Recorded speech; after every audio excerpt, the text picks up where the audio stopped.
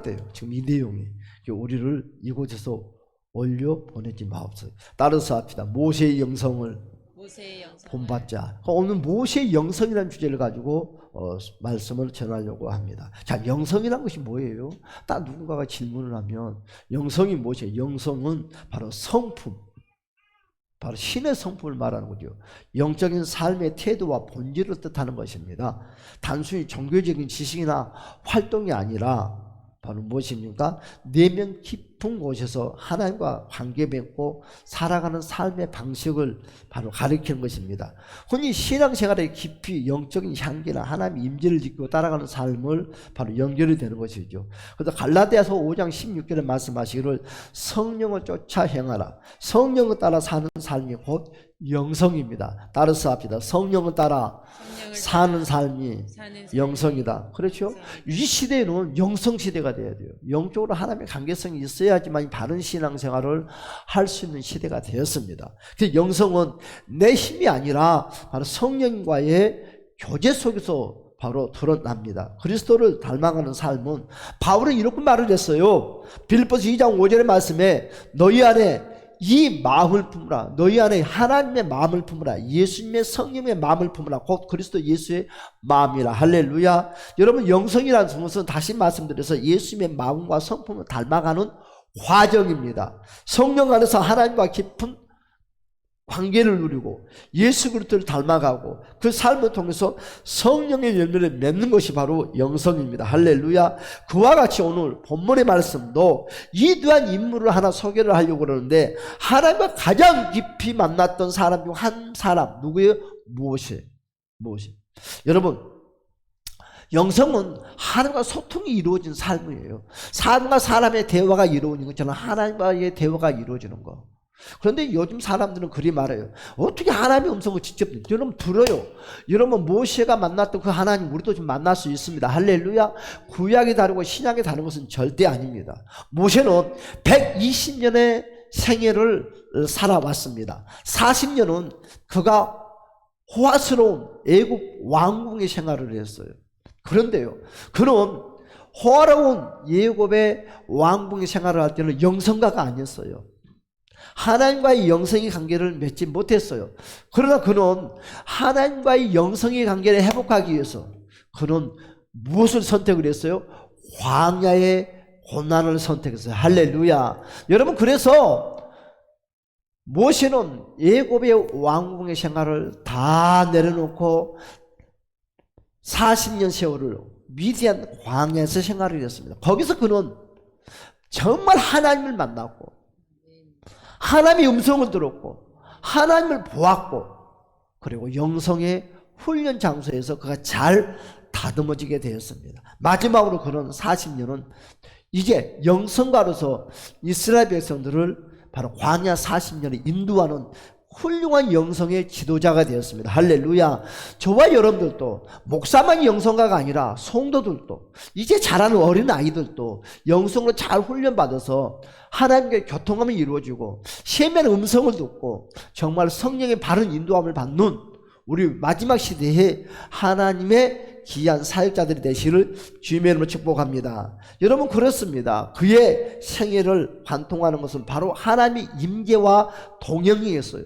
여러분, 모세는 여러분 세상의 화려함을 다 놓고 영성과의 삶을 살기 위해서 무엇을 훈련했느냐? 하나님의 임재를 그리 사모했어요. 그런 하나님의 동행함을 그리 사모했어요. 우리들도 직장생활을 하고 삶을 살지만 하나님의 임재와 동행을 사모하시기를 주님의 이름으로 간절히 축복합니다. 오늘 모세의 영성을 회복하는 성도들이 되시기를 다시 한번 예수 그리스도의 이름으로 축원드립니다. 여러분, 그래서 우리는 어떻게 해야 되느냐? 그럼 첫 번째로 우리도 모세처럼 임재를 사모합시다. 할렐루야. 여러분, 임재를 사모하는 영성가가 되시기를 주님의 이름으로 축복합니다.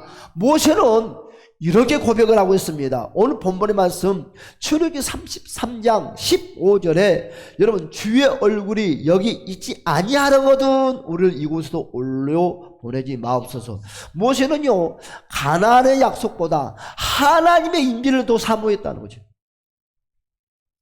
여러분, 이스라엘 백성들은 가나안의 목적을 가고 있었지만 그것보다 모세가 더 사모한 것이 뭐냐면 하나님의 임재와 동행이었다는 거죠. 하나님의 임재와 동행이 없이는 여러분 가나안 땅에 간다 하더라도 여러분 별 볼 일 없어요. 더 귀중한 것은 우리가 하나님의 임재와 동행을 그 무엇보다 사모하시는 주님을 축복합니다. 가나안 땅 젖과 꿀이 흐르는 풍요로움보다 하나님의 얼굴이 함께하는 것을 더 귀하게 여겼다는 것입니다. 여러분 우리는 다윗을 잘 압니다. 다윗은 이와 같이 고백을 하고 있습니다. 시편 84편 10절의 말씀을 주의 임재 앞에서 하루가 다른 곳에 첫날보다 낫도다. 아무리 세상에 호화로운 생활이 있어도 나의 제일 호화로운 생활, 나의 제일 호화로운 삶, 그것이 뭐냐? 주님과의 임재의 시간이라는 거죠. 임재의 시간. 여러분 정말 하나님의 말씀에 하나님께 쓰임받은 모든 사람들은 다 임재 속에 사는 생활을 했어요. 그 임재 속에서 하나님의 음성을 듣고 그 임재 속에서 성령 인도함을 받고 그와 같은 인생을 살았더니 모든 인생의 사람들이 풀어지고 잘 되더라. 할렐루야. 사랑하는 여러분, 아무리 좋은 환경과 성공을 가졌다 한다 할지라도 하나님의 임재가 없다면 다 헛것입니다. 여러분, 하지만 내 인생의 삶이 여러분 광야를 한다 할지라도 하나님의 임재가 함께 하신다면, 하나님의 임재 속에서 나와 동행한다면 그것이 바로 약속의 땅이요 가나안의 축복이라는 것을 주님의 이름으로 축복합니다. 우리는 후회해야 돼요. 무엇을? 하나님의 임재, 하나님의 임재 속에 동행할 수 있는 영성가가 되게 해달라고 하나님께 늘 무릎을 꿇을 때마다 구하시기를 주님의 이름으로 축복합니다. 모세는 바로 그 영성가의 어떤 영성가? 중보자의 영성의 생활을 해요. 중보자의 영성의 생활. 오늘 본문의 말씀이 보니까 여러분 출애굽기 32장에 모세가 시내산에서 율법을 하던 동안에 이스라엘 백성들은 여러분 아론과 함께 금송아리를 만들고 그것을 하나님처럼 섬겼어요.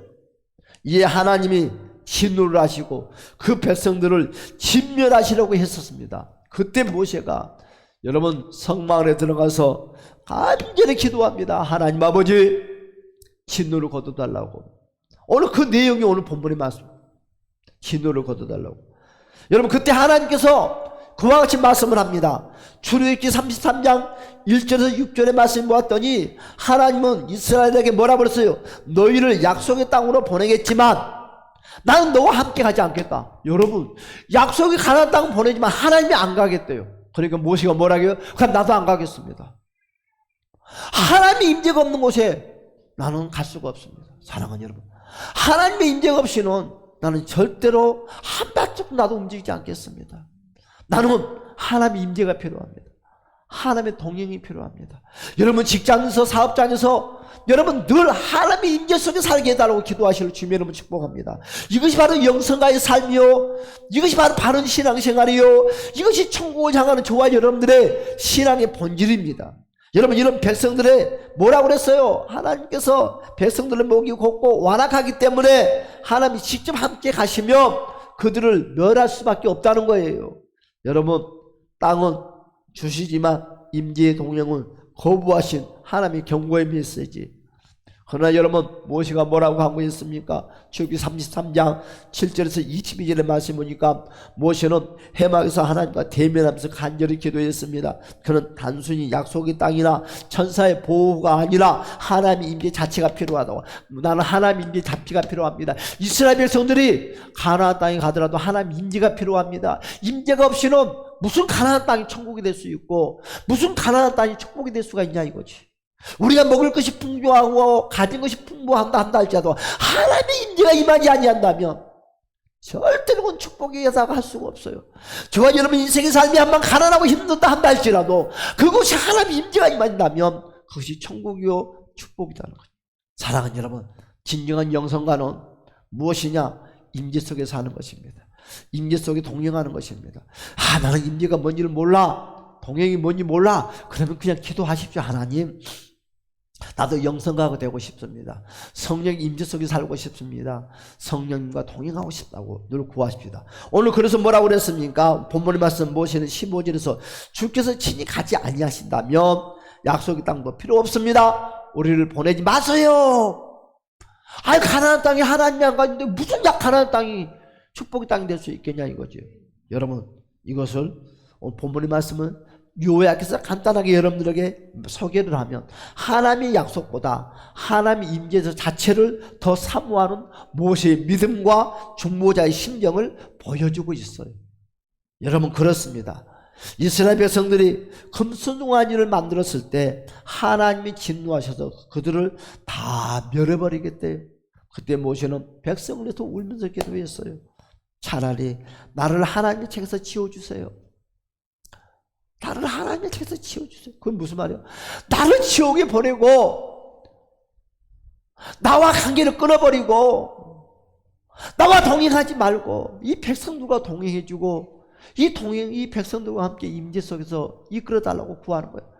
그러니까 한마디로 말해서 모세는 자기의 생명을 백성들 향해서 다 내놨어요. 그것이 누구의 정신이요? 바로 그리스도의 십자가의 정신이라는 거예요. 우리 여러분 다시 오실 예수 그리스도의 십자가의 정신은 모세는 아직 만나지 못했지만 그가 영적으로 느끼면서 예수 그리스도의 성품을 닮아가는 그런 중보자의 영성가 있다는 것입니다.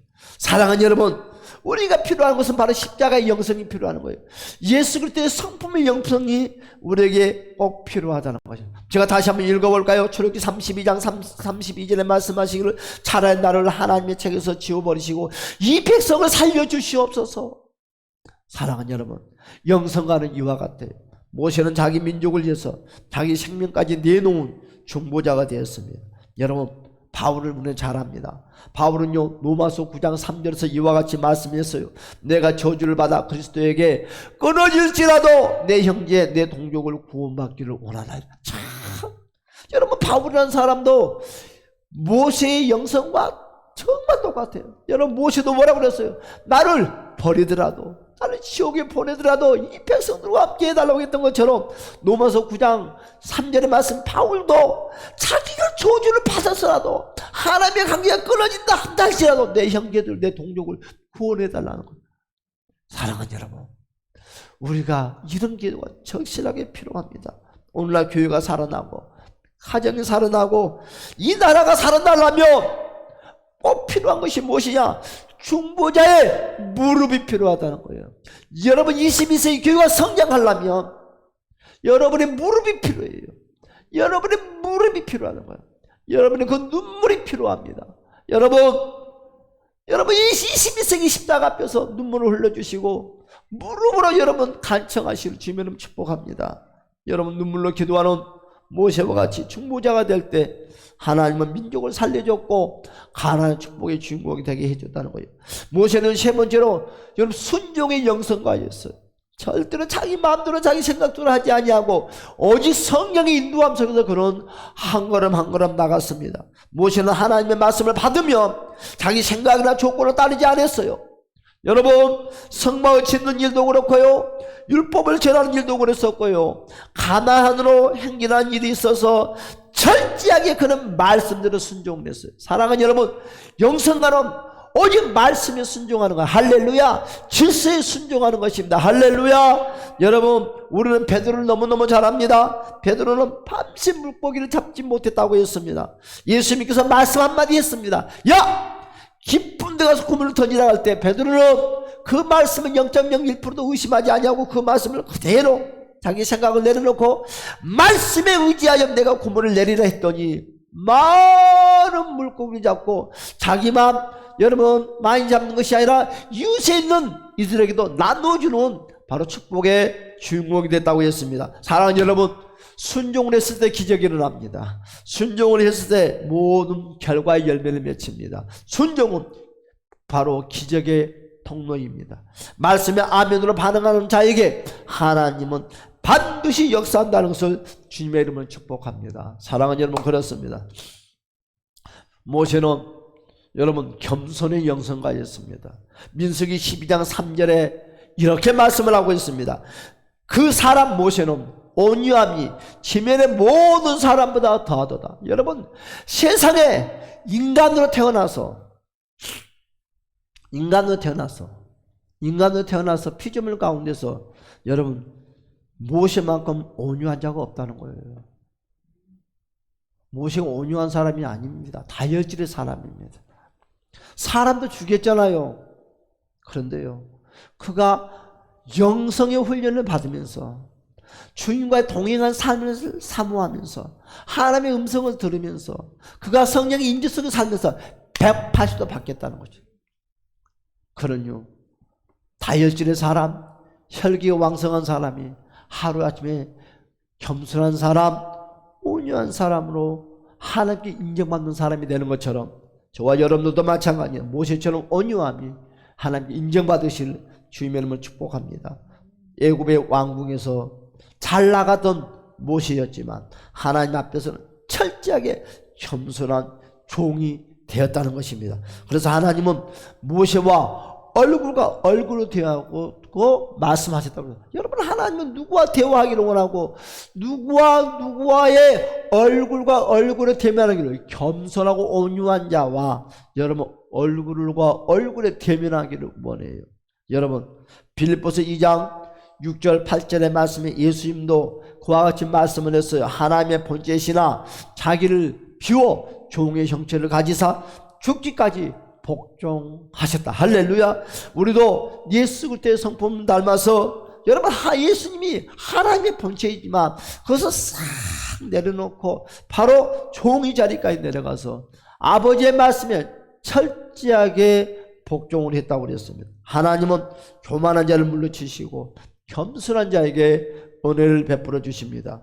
모세의 겸손이 오늘 저와 여러분들 내면 속에 회복이 되시기를 주님의 이름으로 간절히 축복합니다. 모세는요, 새로운 세대를, 다음 세대를 세우는 영성가였어요. 여러분, 우리가 이대로 있다가 죽고 끝이 아니라 우리들도 미랄처럼 다음 세대를 키우고 다음 세대가 그리스도의 복음에 전하는 사역자로서 그리스도의 군사가 될 수 있게끔 저와 여러분들도 다음 세대를 위해서 영적으로 깨어있으시기를 주님의 이름으로 축복합니다. 모세는 가나안 땅에 들어가지 못했습니다. 잘 알잖아요. 그러나 그는요, 여호수아를 세웠습니다.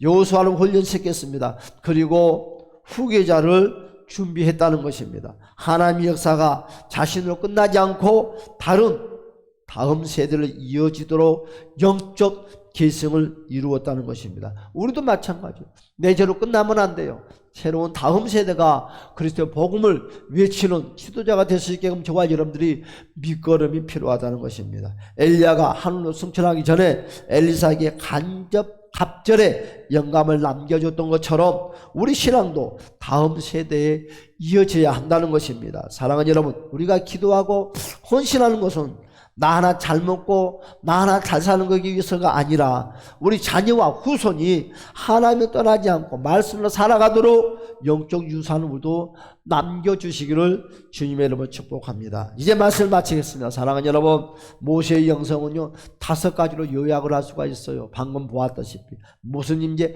임재의 영성과 저와 여러분 임재의 영성. 하나님의 임재 없이는 한 걸음도 앞으로 나가지 않아요. 임재 속에 순종했어요. 여러분, 바로 모세는 중보의 영성과 백성을 위해 나라를 위해서 눈물을 흘렸어요. 여러분, 우리도 마찬가지. 복음을 위해서 무릎을 주님께 드릴 줄 아는 저와 여러분이 됐으면 합니다. 눈물로 민족과 교회를 살렸습니다. 바로 모세는 순종의 영성가였습니다. 뭐에? 말씀 앞에 무조건 아멘하고 나갔다는 거죠. 사랑하는 여러분, 우리도 마찬가지입니다. 말씀 앞에 무조건 아멘하고 나가시기를 주님의 이름으로 축복합니다. 모세는요 4번째로 겸손의 영성가다고 말을 했습니다. 자신을 비우고 하나님 높였던 것처럼 저와 여러분들도 내 존재를 낮추고 주님을 높이시는 저와 여러분이 됩시다. 마지막으로 5번째 뭐라고 그랬어요? 모세는 다음 세대를 세우는 영성가라고 그랬어요. 여러분, 믿음은 다음 세대의 전수가 돼야 돼요. 나로 끝나면 절대 안 됩니다. 여러분, 그래서 우리들도 믿음의 영성가가 되어달라고 동성으로 한번 기도하겠습니다. 다 같이 한번 주여 부르고 동성으로 기도하겠습니다. 다 같이 주여 할렐루야 할렐루야 참 좋으신 우리 주님